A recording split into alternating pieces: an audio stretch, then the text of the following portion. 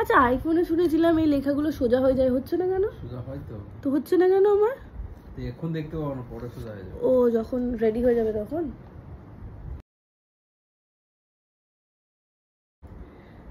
চমকা ভাঙা মন। উফ কুল কুল, ঠান্ডা ফ্রিজ থেকে গেল না, হেভি ঠান্ডা, আরাম লাগে। আমাকে দিও।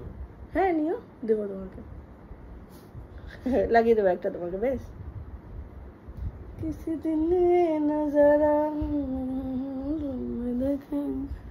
বরফ দিয়ে ওইটা করবো বাড়িতে। ও আইস ওয়াটার, ওটা আমি করতে পারি না আসলে, আমার ঠান্ডা লাগার ধাত আছে তো আমি করতে পারি না, ওই জন্য। ওটা খুব ভালো, খুবই ভালো, ওটা করতে পারো। বোল নিতে হবে, বোল কিনবো একটা, বলো না চুবিয়ে রাখা, এটা তো ভালো শব্দ। নো किसी दिन नजर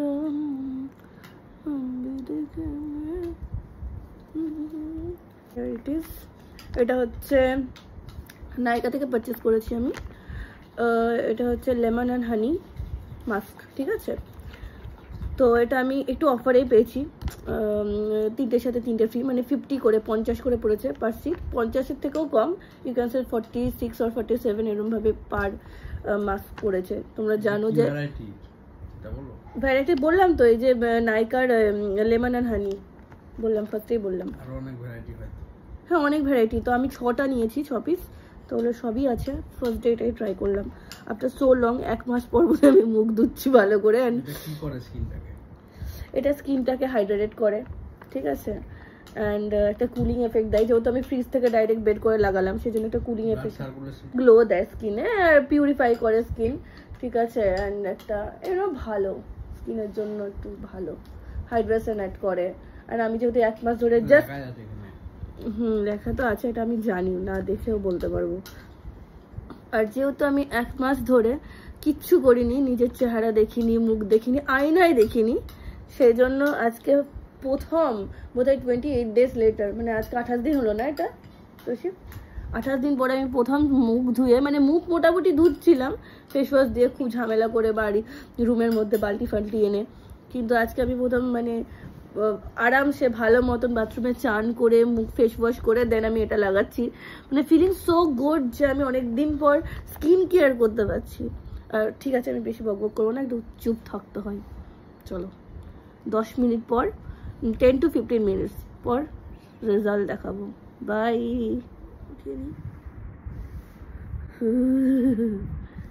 ওকে,